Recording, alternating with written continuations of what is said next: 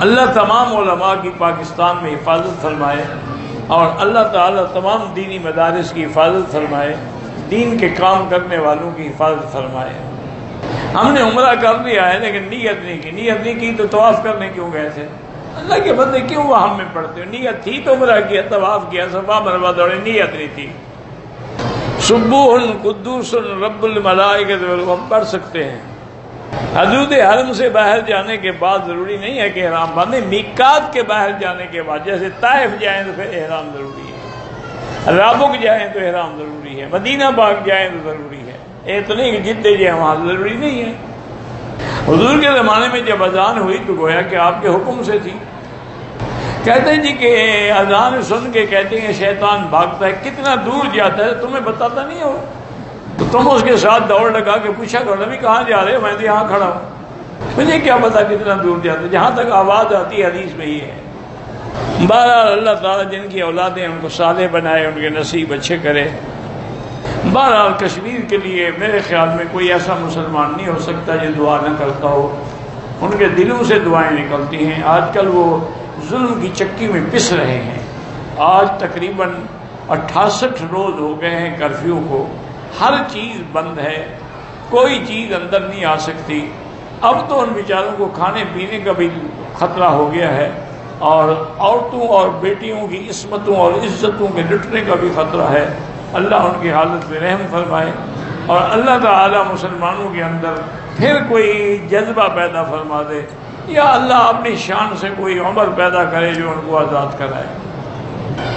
کہتے ہیں کہ جنت میں جانے کے بعد ہم یہ کہیں کہ ہمیں بدر کا موقع ملے، وہ جو دنیا میں تھا وہ نہیں ملتا۔ آج کل بڑی بڑی بیماریاں ہو رہی ہیں، اس کی وجہ یہی ہے، حضور نے فرمایا جب گناہ بڑھ جائیں گے تو اللہ بیماریاں مسلط کر دیں۔ میاں بیوی نے عمرہ کیا، میاں نے عمرے کے بعد ٹینڈ کروا لی، لیکن بیوی نے بال نہیں کاٹے، احرام اتار دیا۔ اگر بال نہیں کاٹے دم پڑ جائے گی، فوراً بال کاٹے، ورنہ تو خاوند پر بھی حرام ہے، وہ تو احرام میں ہے نا۔ اگر سعودیہ سے کوئی پرندہ لے جانا چاہتے کوئی قانون والوں سے پوچھو، مجھے کیا پتا، لیکن حدود حرم سے کوئی پرندہ نہ پکڑنا۔ کہتے ہیں جی ایک مولوی صاحب نے مجھے کہا کہ جب جنگ بدر ہو رہی تھی تو کافروں نے نعرہ لگایا تھا اللہ اکبر کا، مسلمان نے یا رسول اللہ کا۔ یہ مولوی صاحب نے میرے خیال میں اتنا بڑا جھوٹ بولا ہے کہ 10 آدمی مل کر بھی نہیں اٹھا سکتے۔ کافر اگر اللہ اکبر کا نعرہ لگاتے پھر لڑائی کا کیا مطلب تھا؟ جب اللہ کی بڑائی کا اقرار کر لیا اب لڑائی کیا مانا؟ بس میں نے یہی آپ سے کہا نا، ایسے مسئلے گھڑے جاتے ہیں، گھڑنتو ہوتے ہیں، یہ گڑے ہوئے ہوتے ہیں۔ ہم عمرے کے لیے آئے ہیں، مکے میں ہم 12 دن ٹھہریں گے، تو ہم مسجد عائشہ سے عمرہ کر سکتے ہیں؟ بالکل کر سکتے ہیں، کوئی 15 دن کی قید نہیں، چاہے دوسرے دن بھی عمرہ کرنا، مسجد عائشہ سے کریں، جیرانہ سے کریں، کوئی پابندی نہیں ہے کہ 15 دن گزارو تو پھر عمرہ کرو۔ حیض کی حالت میں عورت حدیث کی کتاب بھی نہیں پڑھ سکتی، نہ قرآن پڑھ سکتی۔ بہرحال آپ کے خاوند لڑتے ہیں، توڑ پھوڑ کرتے ہیں، کلمہ پڑھاتے ہیں، نہیں پڑھ سکتے، ان پر شیطان کا غلبہ ہے۔ تو سورۃ البقرہ جو ہے وہ ٹیلی فون میں فیڈ کر کے ہیڈ فون لگا کے وہ سنیں۔ اگر وہ نہ سنیں تو آپ گھر والے سورۃ البقرہ پانی پہ دم کر کے وہ پانی اس پر ڈالیں، سارے گھر میں بھی ڈالیں، اور وہی پانی رکھ لیں، جب بھی پانی دیں اسی پانی سے دیں، انشاءاللہ شیطانی اثر جو ہے وہ ختم ہو جائے گا۔ میں نے اپنی بہن کی بیٹی کو گود لیا، یعنی اپنی بیٹی بنایا ہے، لیکن اس پر آپ اپنے خامد کا نام نہیں لکھوا سکتی، وہ اسی کی بیٹی رہے گی جس کی ہے، نکاح بھی اسی کے باپ کے نام سے ہو، اور اس کو ابھی بچپن سے بتا دیں، کیونکہ جب بڑی ہوگی پھر پتہ لگے گا تو پھر آپ سے بھی اس کے دل میں بغض آ جائے گا۔ 3 سال ہو گئے میں ایک ہی دعا مانگ رہا ہوں، ہر طریقہ ہر عمل کیا ہے مگر کچھ نہیں ہوا، نفلی روزے رکھے، تہجد میں دعا مانگی لیکن قبول نہیں ہوئی، تو میں تو صرف 3 سال ہوئے ہیں نا، حضرت یعقوب کو تو 60 سال لگ گئے، وہ تو نبی تھے، پیغمبر تھے، یہ کیا ہے کہ 3 سال گزر گئے؟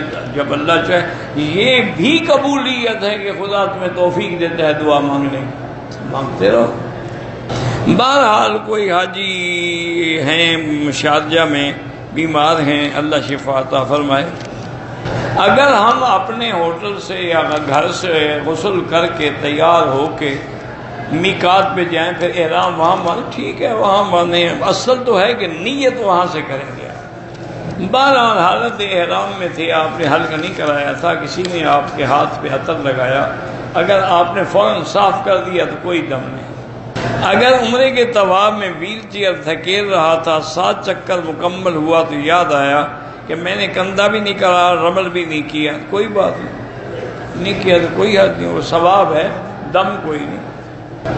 حرم شریف میں ہم ایک دن کے لیے بھی اعتکاف بیٹھ سکتے ہیں، بالکل بیٹھ سکتے ہیں، بلکہ اتنی دیر کے لیے بھی بیٹھ سکتے ہیں کہ جب حرم میں آئیں مسجد میں داخل ہوں تو کہیں گے یا اللہ میں جتنی دیر مسجد میں ہوں میری اعتکاف کی نیت ہے، تو ساتھ میں اعتکاف کا ثواب بھی ملے گا۔ ایک اعتکاف ہوتا ہے واجب کے منت بنی تھی، ایک اعتکاف ہے سنت جو رمضان کے آخری 10 دن میں بیٹھا جاتا ہے، ایک اعتکاف نفل ہے کہ جب چاہو 1 دن 2 دن 1 گھنٹہ کر سکتے ہو۔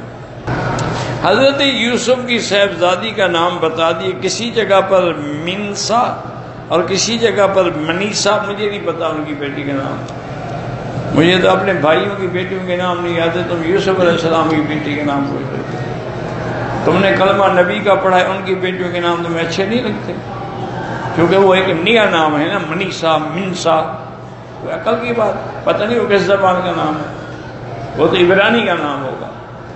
آج کل جس مسجد میں بھی جائیں وہاں نماز کا مختلف طریقے ہوتے ہیں، کیا معنی یعنی ایک جگہ مغرب کی 3 رکعت پڑھتے ہیں، دوسری مسجد میں 4 پڑھتے ہیں اور کسی میں 5 پڑھتے ہیں، اختلاف تو کوئی نہیں، باقی کہیں آمین زور سے کہیں ایسا، اس تو کوئی اختلاف ہو تو فروعی مسائل ہے۔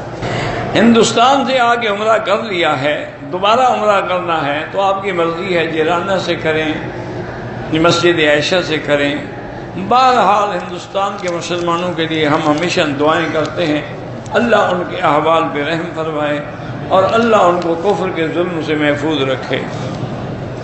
کہتے ہیں کہ کچھ لوگ جو ہیں دبئی سے آئے ہیں، کبھی کبھی ایسے آدمی آ جاتے ہیں کہ ہم دوسرے ملک سے مسافر ہیں اور پیسے، ایک کاروباری لوگ ہیں، ان کا بھیک مانگنا ہی ایک فن ہے، اس لیے وہ ہمیشہ مختلف شکلیں بناتے ہیں، کبھی ان کا باپ مر جاتا ہے، کبھی دادا مر جاتا ہے، کبھی ایکسیڈنٹ ہو جاتا ہے، سب جھوٹ ہے۔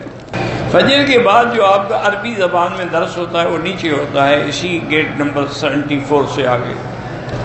میری ایک عزیزہ پہ کسی نے جادو کر دیا، سورۃ بقرہ پڑھ کے دم کرتی ہے، غسل بھی کرتی ہے، بہرحال وہ اس کو فون لگا کے سنے، جب تک سنے گی نہیں اس وقت تک ٹھیک نہیں ہوگی، ہیڈ فون لگا کے ٹیلی فون میں فیڈ کر دیں تاکہ سورۃ البقرہ اندر جائے اور اندر سے شیطان نکلے۔